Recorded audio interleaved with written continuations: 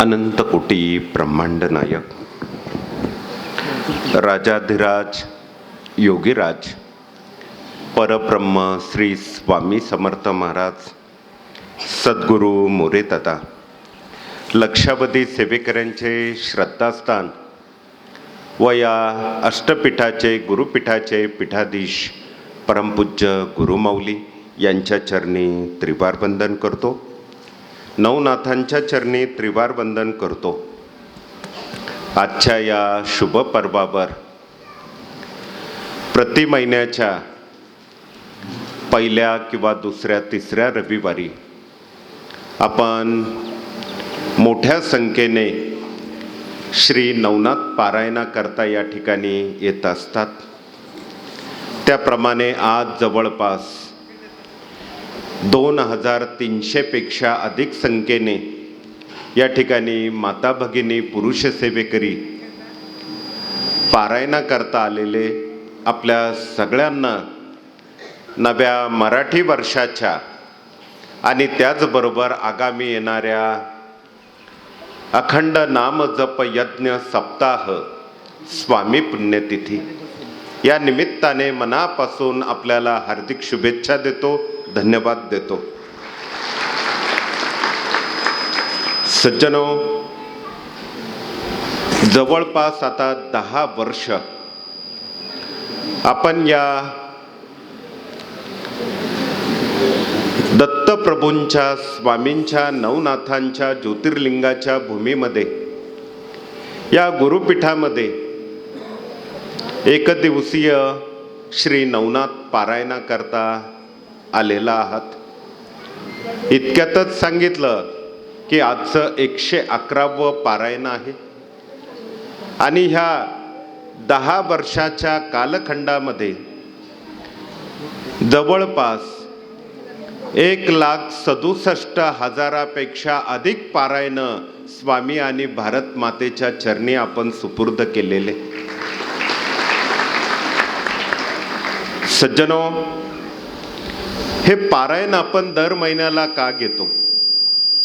खरं तर त्याच्या मागची अनेक कारणे, पण महत्त्वाचं कारण असं आहे की गुरुमाऊलींनी मागील काही वर्षापूर्वी आपल्याला सूचित केलेलं होतं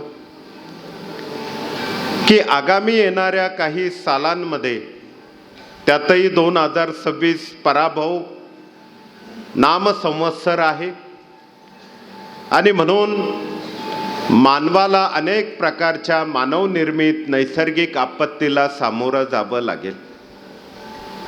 आपण टीव्हीवर बघतात, महिना होऊन गेला, इराण, इस्रायल, अमेरिका युद्ध सुरू आहे. युद्ध जरी त्या ठिकाणी असलं तर त्याची झळ जगातल्या प्रत्येक व्यक्तीला सोसावी लागत आहे. अगदी आज जर नाही म्हटलं तर महिन्याकाठी प्रत्येकाच्या घरामध्ये 1-2 स्वयंपाकाकरता सिलेंडरची गरज असते, ती परिपूर्ण भागवली जायची. पण आज काही ठिकाणी सिलेंडरच्या टाक्या मिळत नाही. बाहेर कमर्शियल किंवा ज्या काही गोष्टी आहेत त्या ठिकाणी सुद्धा भोजनाची, अन्नपदार्थांची त्यामुळे चणचण जाणवते. मग अशा प्रकारे सगळ्यांना त्याची झळ सोसावी लागते. एवढंच काय, तर अगदी एप्रिल महिन्याला सुरुवात झाली पण मे पेक्षा अधिक गरमी आपल्याला जाणवायला लागली. याचं सुद्धा कारण आहे ते युद्ध. कारण त्या युद्धामध्ये जिथे जिथे बॉम्ब टाकले गेले, जिथे जिथे पेट्रोलियमचा साठा असेल, रिफायनरी प्रोजेक्ट्स असतील, ते नेस्तनाभूत करताना त्यातनं जे काही धुराचे लोट अवकाशाकडे गेले आणि त्यातनं परत एकदा जगामध्ये उष्णता निर्माण झाली. सांगण्याचा हेतू एवढाच आहे, हे युद्ध कुणालाही परवडणारं नाही, लक्षात घ्या. आणि म्हणून आजच्या पारायणाचा खरा तर संकल्प असा आहे की लवकरात लवकर इराण, इस्रायल, अमेरिका हे युद्ध थांबावं आणि जगामध्ये, विश्वामध्ये शांती निर्माण व्हावी. आजचा खरा हेतू हा आहे. सज्जनो, जगामध्ये 700 कोटीपेक्षा अधिक लोक राहतात, पण आपण 10 वर्षात कुठेतरी 1.5 लाखाच्या पुढे पारायणाची सेवा रुजू केली. म्हणजेच काय तर फार कमी प्रमाणामध्ये ही सेवा नाथांच्या, स्वामींच्या चरणी अर्पण होत असते. त्यामुळे कदाचित आपल्याला रिझल्ट यायला सुद्धा थोडासा वेळ लागत असतो, परंतु त्याच्या पलीकडे आगामी काही महिन्यात भूकंप, सुनामी, परत वादळ, परत गारपीट, मग ही जी नैसर्गिक आपत्ती आहे हिला थांबवण्याकरता विज्ञानाकडे कुठेही उत्तर नाही, कुठेही कुणाकडे त्याला सोल्युशन नाही. आणि अशा आपत्त्यांना थांबवायचं असेल त्याला एकमेव उत्तर म्हणजे आपल्या गुरुप्रणीत श्री स्वामी समर्थ सेवा मार्गातनं केलेली सामुदायिक सेवा.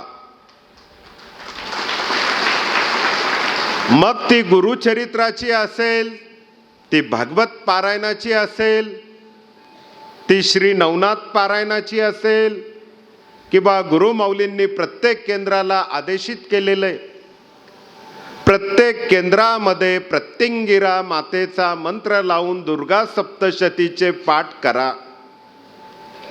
आता बऱ्याच भगिनी इथे बसलेल्या आहे, कुणी कुणी त्या पाठात भाग घेतला हात वर करा. ज्यांचे हात उंचावलेले त्यांना मनापासून धन्यवाद देतो. पण आता ज्यांचे हात खाली आहे मग त्यांचा अर्थ असा का युद्ध चालूच ठेवायचं का? म्हणून आता एकीचं बळ मिळतंय फळ. मोठ्या प्रमाणात आपल्याला ह्या सेवा करणं क्रमप्राप्त आहे, कारण आपण शस्त्राने लढू शकत नाही. मात्र आपण शास्त्राने लढू शकतो हेच या कार्याने आपल्याला 80 वर्षामध्ये सांगितलेलं आहे. तुम्हाला आम्हाला जर AK-47 दिली, रॉकेट लॉन्चर आपल्याला दिलं, तर तिकडं उडवायच्या ऐवजी आपण आपल्याच घराकडे उडून मोकळे होऊ, कारण त्याचं प्रशिक्षण नाही.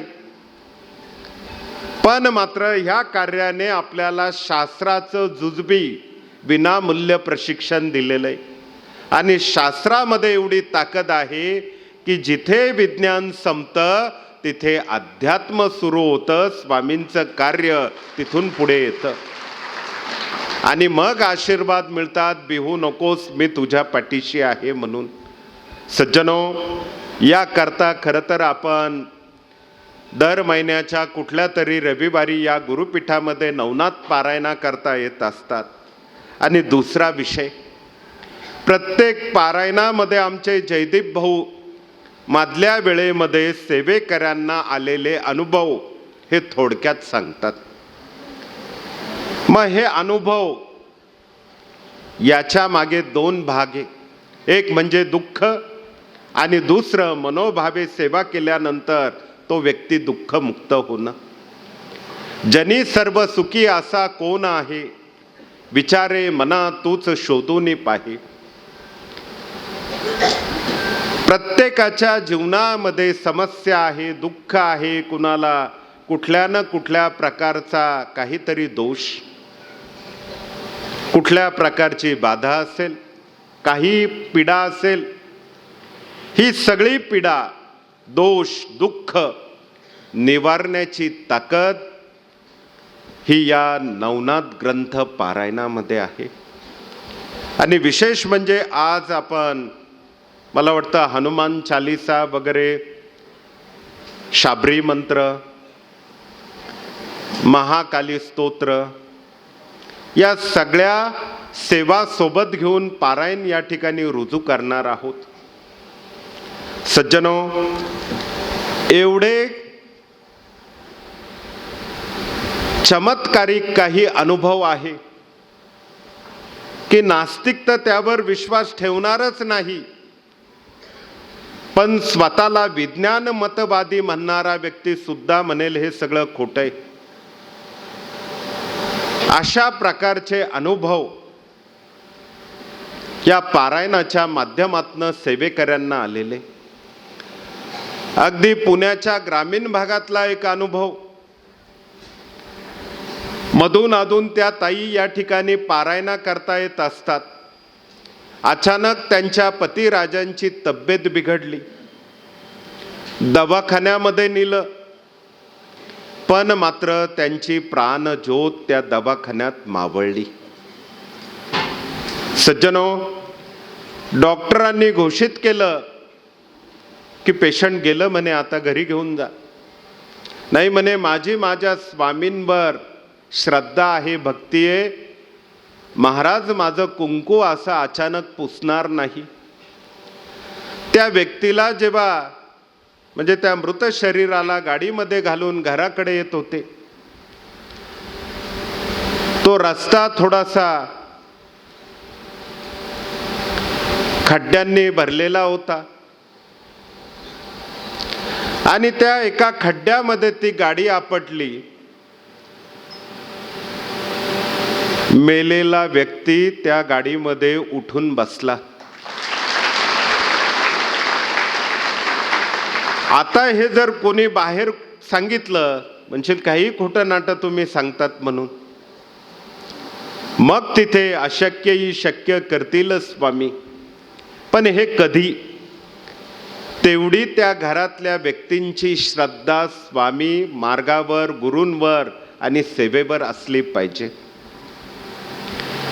मनी नाही भाव आणि देवा मला पाव, देव काय बाजारचा भाजीपाला नाही रे, देव आशाने पावायचा नाही रे. सज्जनो, म्हणून ह्या कार्याने विश्वास, भाव, भक्ती या दोन गोष्टींना जास्तीचं महत्त्व दिलेलं आहे.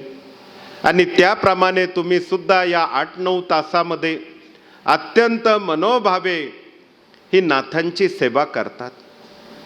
आणि सेवा केल्यानंतर जे दुःख तुम्ही सोबत घेऊन आलेला असतात मनामध्ये संकल्प म्हणून, ते दुःख नाथांच्या स्वामींच्या चरणी तुम्ही सोडतात, तेव्हा नक्कीच पुढच्या पारायणापर्यंत त्या कुटुंबाला, त्या व्यक्तीला अनुभव आल्याशिवाय राहतच नाही.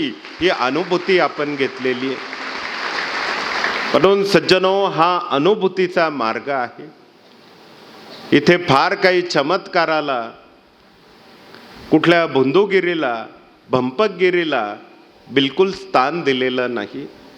विज्ञान, अध्यात्म दोन्ही गोष्टींना डोळ्यासमोर ठेवून आपल्याला चालायचंय.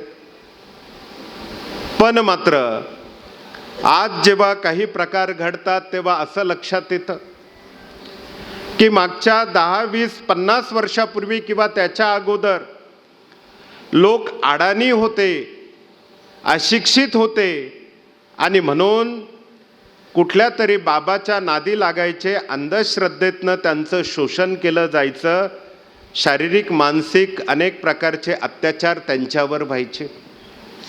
पण आज विज्ञान युग म्हटलं जातं. बाबा लोकही बदललेले, सूटबूट टायकोटमध्ये आलेले आणि विज्ञानाच्या मशिनरीचाच उपयोग अंधश्रद्धेकरता ते करायला लागलेत. आणि त्या ठिकाणी आमच्या भगिनींवरती नको त्या गोष्टींमध्ये, नाही त्या परिस्थितीमध्ये ती गोष्ट घडून जाते. म्हणून सगळ्यांना सांगणं आहे की ह्या कार्याने आपल्याला शिकवलं, डोळे मिटून कधी सेवा करू नका. डोळे उघडे ठेवून डोळे श्रद्धेने तुम्ही स्वामी महाराजांची सेवा करा. आणि ह्या कलियुगामध्ये जसं पूर्वीच्या युगामध्ये सांगितलं जातं, गुरु शिष्याची पडताळणी करायची, परीक्षा घ्यायची. पण मात्र आजची परिस्थिती अशी आहे, शिष्य असतील भाविक, त्यांनी सुद्धा गुरु तपासून घेतला पाहिजे, मगच त्या गुरुला केलं पाहिजे. मला वाटतं हे कोणी बाहेर बोलेल ना बोलेल, कुठला गुरु सांगेल ना सांगेल, पण हे का सांगावं लागतं? कारण अशा या नतद्रष्टांमुळे अध्यात्माला, धर्माला, धर्मसंस्कृतीला डाग लागतो आणि म्हणून आपण ह्या गोष्टींची सुद्धा काळजी घेणं क्रमप्राप्त आहे. आता यावर फार तपशिलात बोलणं उचित नाही, कारण आजचा विषय आपला वेगळा आहे. पण मात्र हे पारायण होता होता येणाऱ्या 9 एप्रिल ते 15 एप्रिल ह्या 7 दिवसाच्या कालखंडामध्ये आपल्याला प्रत्येक गुरुप्रणीत सेवा मार्गामध्ये, केंद्रामध्ये स्वामी पुण्यतिथी निमित्ताने अखंड नाम जप यज्ञ सप्ताह घ्यायचा आहे. शब्दप्रयोग काय? अखंड नाम जप यज्ञ. बरेच जण शॉर्टकट मारण्याचा प्रयत्न करतात. का हो, आम्ही नुसतं गुरुचरित्र वाचलं तर चालेल का? मग ते तर घरी करता येतं ना, त्याला सप्ताह म्हणता येतो का? गुरुचरित्र 7 दिवस पारायण करायला घरात सगळ्यांना मुभा आहे. 1 दिवसाकरता गुरुपीठ असेल किंवा पिठापूर, गाणगापूर, नृसिंहवाडी, दत्तधाम असतील, सगळ्यांना आपल्या गुरूंनी परवानगी दिलेली आहे. त्यात काय वेगळं आहे? पण सप्ताह वर्षातून 2दा येत असतो. पहिला सप्ताह मार्गशीर्ष पौर्णिमा दत्त जयंतीचा आणि हा येणारा स्वामी पुण्यतिथी चैत्र कृष्ण त्रयोदशीचा. हे 2 सप्ताह असतात आणि म्हणून या सप्ताहामध्ये आपण जी जी सेवा करतो, भागवत असेल, नवनाथ असेल, गुरुचरित्र असेल, दुर्गा सप्तशती, मल्हारी सप्तशती, स्वामी चरित्र प्रमुख, 6 मंत्र, 6 प्रकारचे वेगवेगळे याग, या सगळ्या सेवेचा हिशोब चित्रगुप्त आपल्या वहीत नोंदवतात. पण या सगळ्या सेवेच्या पलीकडे एक सेवा उत्तम मानली जाते.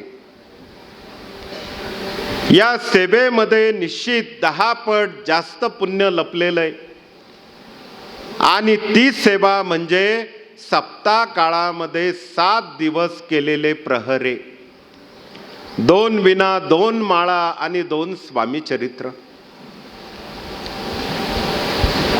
या प्रहरेची सेवा कुठल्याही चित्रगुप्ताच्या वहीत नोंदवली जात नसून प्रत्यक्ष स्वामी महाराज ती सेवा आपल्या खात्यामध्ये नोंदवतात आणि त्या सेवेकऱ्याला अनुभूती देतात. आता सप्ताहामध्ये काय काय अनुभव आलेले, बोलायला गेलं तर 8 तास सुद्धा कमी पडतील आणि तुम्हीच म्हणाल उरलेले 39 अध्याय पुढच्या महिन्यात घ्यायचे की काय. पण सज्जनो, जेव्हा प्रहरे रात्री होत असतात, पुरुष करत असतात, तेव्हा अनेक पुरुष सेवेकऱ्यांनी अनुभूती लिहून पाठवलेली आहे की दरबारामध्ये अगरबत्ती चालू नसताना सुद्धा केवढा मोगरा फुलांचा वास आला. कोणी म्हणतं फरचीवर महाराजांची सावली दिसली, कोणी म्हणतं पाऊल खुणा फरचीवर आढळल्या, कोणी म्हणतं माळ जपता जपता महाराजांच्या फोटोकडे लक्ष गेलं, त्या फोटोमध्ये स्वामी नव्हते, फोटो निळसर एकदम झालेला होता. मग आता स्वामी कुठे गेले? सज्जनो, अशा प्रकारची अनेक अनुभूती सेवेकऱ्यांनी प्रत्यक्ष याची देही याची डोळा ही अनुभवलेली. एवढंच काय तर ज्या ज्या भगिनींनी अत्यंत मनोभावे डाळ भात भाजी पोळी काय, परंतु स्वतःच्या हाताने बनवलेला तो स्वयंपाक आणि नैवेद्य महाराजांना अर्पण केला आणि मग ते दाम्पत्य सांगायला लागलं. अहो, डाळ भाताची मोदी होती, त्यातली अर्धी मोदी गायब झालेली. कोणी म्हणतं पोळीचा तुकडा गायब झालेला, कोणी म्हणतं घरात बनवलेलं श्रीखंड होतं, त्या श्रीखंडाच्या वाटीमध्ये महाराजांची बोट त्या ठिकाणी उमटलेली आढळली. कुणाचा लाडू गायब झालेला. आजही या कलियुगामध्ये महाराज प्रत्येक सेवेकऱ्याला सांगतात, हम गया नहीं जिंदा है, बिहू नकोस, मी तुझ्या पाठीशी आहे. पण हे कधी? हे काही स्वीट मार्टमधनं 200-500 रुपयाला विकत घेतलेले पदार्थ ताटाला लावल्यावर होतात का? कारण अनेकांचा गैरसमज असा आहे, स्वामींचा नैवेद्य म्हटला की ठीक आहे, भगिनींचा उत्साह आनंद, पण कोणीतरी श्री बालाजी के, काय कुठून हे बालाजी के आणले आम्हालाही कळना. कारण ज्या भगवंताने शबरीची उष्टी बोरं चाखली, विदुराच्या कन्या खाल्ल्या, सुदाम्याचे पोहे, मग हे श्री बालाजी के काय? मग बाजारातली जिलबी आणायची का गुलाबजाम आणायचा, रबडी आणायची का बासुंदी ठेवायची? म्हणून सांगण्याचा हेतू एवढाच आहे, जेव्हा तुम्ही त्या प्रेम भाव भक्ती युक्ती याने तो स्वयंपाक करतात, मग त्यामध्ये अगदी पिठलं भाकर कांदा असेल, महाराज सुद्धा तो नैवेद्य ग्रहण करतात. भाव आणि देव हे एक समीकरण आहे. त्यामुळे सगळ्यांना निवेदन असं आहे की या सगळ्या गोष्टी आपल्याला आगामी येणाऱ्या सप्ताहाच्या माध्यमातून पुढे आणायच्या आहे. आणि नैवेद्याच्या ताटाला कोणीही GST लावू नका. बऱ्याच ठिकाणी नाही गांधीजींचा फोटो असणारी हिरवी नोट नैवेद्याला लागल्याशिवाय स्वामी अन्न किंवा नैवेद्य ग्रहण करत नाही. हे कोणी आणलं? आणि फारच असेल तर एखादं कॉईन लावू शकतात, रुपयाचं 2 रुपयाचं. मग गरिबाने काय करायचं? 500ची 100ची नोट नसेल, मग त्याचा नैवेद्य महाराज स्वीकारणार नाही का? मग आपण स्वामी चरित्रातनं काय शिकलो? स्वामी चरित्र अध्याय क्रमांक 5-6 जर आपण चिकित्सक वृत्तीने वाचलं की मल्हारराव गायकवाड बडोदा संस्थानचे राजे, सर्वप्रथम तात्या आले, तात्यांनी अनेक पारायण केले, गुरुचरित्र सप्ताह घेतलात, ब्राह्मण गोर गरीब सगळ्यांना अन्नदान केलं, वस्त्रदान केलं. एवढंच काय तर स्वामींना मेन्यामध्ये पालखीत बसून पळून नेण्याचा प्रयत्न केला, शेवटी हात जोडले. का भावभक्तीशिवाय आपण स्वामींना बडोद्यात नेऊ शकत नाही. पण पुढे 6व्या अध्यायात काय? यशवंत नावाचा सरदार एका थाळीमध्ये सोनं नाणं हिरे मानकं उंची वस्त्र सगळं घेऊन अक्कलकोटात स्वामींकडे आला आणि महाराजांसमोर ठेवून म्हणाला, महाराज ही भेट घ्या, माझ्यासोबत बडोद्याला चला. महाराजांनी त्या ठिकाणी त्याला शाप दिला, हातीपायी बेडी पडेल म्हणून. अध्याय कहाणी खूप मोठी आहे, पण या कहाणीचा एक भाग असा आहे, त्याचं कन्क्लुजन असं आहे, देवाची मूर्ती घ्यायला कदाचित रुपया लागेल, ग्रंथ विकत घ्यायला रुपया लागेल, पण देव गुरु आणि ग्रंथातले आशीर्वाद आणि ज्ञान घ्यायला पैशाची अजिबात गरज पडत नाही. लक्षात घ्या. म्हणून सज्जनो, विषय खूप आहेत, यावर किती आपण बोललं वेळेअभावी शक्य नाही. त्यामुळे अखंड नाम जप यज्ञ सप्ताह म्हणजे 24/7 आपल्याला आपल्या केंद्रामध्ये स्वामींचा नाम जप सुरू करणे. त्याकरता त्या 2 माळा असतात. एवढंच नव्हे तर गणेश मनोबोध यागापासून तर अगदी रुद्र मल्हारी यागापर्यंत आपल्याला त्या यज्ञभूमीमध्ये तो अग्नी तेवत ठेवणं आणि नित्यस्वाकारासह वेगवेगळ्या प्रकारचे 6 प्रकारचे याग करणे, याला अखंड नाम जप यज्ञ सप्ताह म्हणतात. खंड पडू न देता केलेला नाम जप, खंड पडू न देता केलेली यज्ञाची सेवा, त्याला खरं तर अखंड नाम जप म्हटलं जातं. आणि म्हणून पारायण आटोपलं की आपण त्या सप्ताहाच्या तयारीला लागावं. आदल्या दिवशी केंद्राला घासून पुसून स्वच्छ करणं, भांडी कुंडी विना असतील, आयुध असतील, टाळ असतील, सगळं स्वच्छ करणं.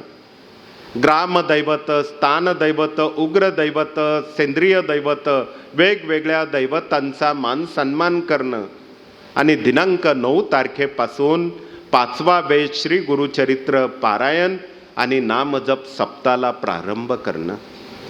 आपल्या सगळ्यांना या गोष्टी माहीत आहे. स्वामी सेवा मासिकात यथोचित सगळं वेळापत्रक दिलेलं आहे. त्याप्रमाणे आपल्याला स्वामी पुण्यतिथीचा हा सप्ताह परिपूर्ण करायचा आहे. खरं तर सज्जनो, मराठी वर्षाचा हा पहिला महिना आहे, चैत्र महिना. या चैत्र महिन्यामध्ये 4 प्रकारचे नवरात्र येतात. पहिलं नवरात्र देवीचं, दुसरं रामाचं, तिसरं मारुतीचं आणि आता पुढे येणारं 4थं आपल्या मार्गाचं आराध्य दैवत. जिथे सगळे असमर्थ तिथे फक्त श्री स्वामी समर्थ यांचं ते नवरात्र आहे. म्हणून हे 4 नवरात्र फक्त आणि फक्त मराठी वर्षाच्या पहिल्या महिन्यात चैत्र महिन्यामध्ये आपल्याला साजरं करण्याला संधी मिळत असते. असोत, त्याकरता आपल्या सगळ्यांना पुनश्च एकदा मनापासून धन्यवाद देतो. आणि इतक्यातच समजलं, लंडनमधून सुद्धा सेवेकरी आजच्या पारायणाला आलेले. कोणी गुजरातमधनं येतं, कोणी कर्नाटकामधनं येतं, कोणी मध्य प्रदेशात येतं, तर कोणी 36 जिल्ह्यातल्या, महाराष्ट्रातल्या वेगवेगळ्या भागातनं या ठिकाणी या सेवेकरता येत असतात.